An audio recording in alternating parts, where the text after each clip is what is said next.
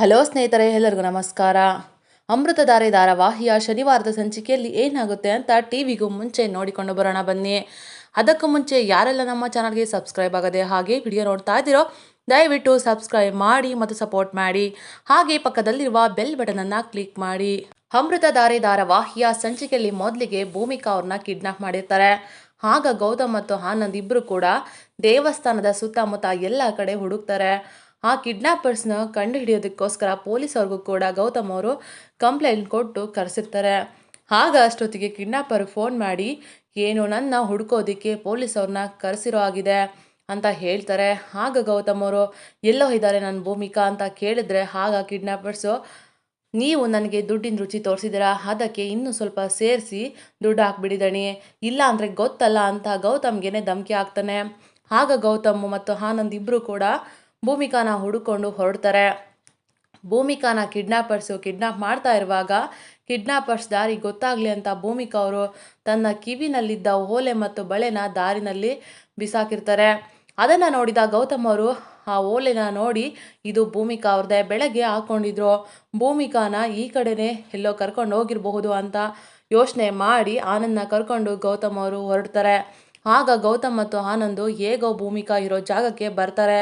ಆಗ ಗೌತಮ್ ಅವರು ಭೂಮಿಕಾ ಬಚ್ಚಿಟ್ಟಿರೋ ಆ ವ್ಯಕ್ತಿಯನ್ನು ನೋಡಿ ಎಲ್ಲಿ ಭೂಮಿಕಾ ಹೇಳು ಅಂತ ಕೇಳ್ತಾರೆ.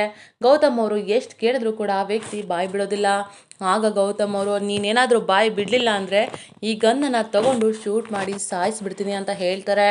ಆದರೂ ಕೂಡ ಆ ವ್ಯಕ್ತಿ ಸ್ವಲ್ಪನೂ ಕೂಡ ಭಯ ಪಡದೆ ಆ ಗನ್ನನ್ನು ನೀವು ಮಕ್ಕಳು ಆಟ ಸಾಮಾನ ಅಂತ ಅಂದ್ಕೊಂಡಿದ್ದೀರಾ ಅಂತ ಕೇಳ್ತಾರೆ. ಆಗ ಗೌತಮ್ ಅವರು ಸ್ವಲ್ಪನೂ ಕೂಡ ಹಿಂದೆ ಮುಂದೆ ಯೋಚನೆ ಮಾಡದೆ ಭೂಮಿಕಾಗೆ ಎಲ್ಲಿ ಏನಾಗುತ್ತೋ ಅನ್ನೋ ಆತಂಕದಿಂದ ಆ ವ್ಯಕ್ತಿ ಕಾಲ್ಗೆ ಶೂಟ್ ಮಾಡೇ ಬಿಡ್ತಾರೆ. ಆಗ ಆ ವ್ಯಕ್ತಿ ಬುಲೆಟ್ ಬಿದ್ದ ತಕ್ಷಣ ಅಯ್ಯೋ ಬಿಟ್ಬಿಡಿ ಅಂತ ಕೂಕೊಳ್ತಾ ಇದ್ದರೆ ಗೌತಮ್ ಅವರು ಹೇಳು ನೀನು ಎಲ್ಲಿಟ್ಟಿದೀಯಾ ಭೂಮಿಕಾನ ಅಂತ ಕೇಳ್ತಾರೆ. ಆಗ ಆ ವ್ಯಕ್ತಿ ಭೂಮಿಕಾನ ಅಲ್ಲಿ ಹೂತಾಕಿದ್ದೀನಿ ಅಂತ ಒಂದು ಜಾಗನ ತೋರಿಸ್ತಾರೆ. ಆ ವ್ಯಕ್ತಿ ಭೂಮಿಕಾ ಅವ್ರನ್ನ ಒಂದು ಡ್ರಮ್ ಅಲ್ಲಿ ಹಾಕಿ ಅದಕ್ಕೆ ಮುಚ್ಚುಳನ ಮುಚ್ಚಿ ಮಣ್ಣು ಹಾಕಿ ಮುಚ್ಚಿರ್ತಾರೆ. ಆಗ ಗೌತಮ್ ಅವರು ಗೊತ್ತಾದ ತಕ್ಷಣ ಹೋಗಿ ಮಣ್ಣನ್ನೆಲ್ಲ ತೆಗೆದು ಆ ಡ್ರಮ್ಮಿನ ಮುಚ್ಚುಳಿಗೆ ತೆಗೆದು ಭೂಮಿಕಾ ಅವ್ರನ್ನ ಅದರೊಳಗಿಂದ ಎತ್ಕೊಳ್ತಾರೆ.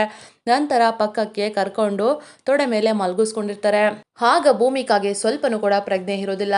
ಆಗ ಗೌತಮ್ ಅವ್ರಿಗೆ ತುಂಬಾ ಟೆನ್ಷನ್ ಆಗ್ತಾ ಇರುತ್ತೆ.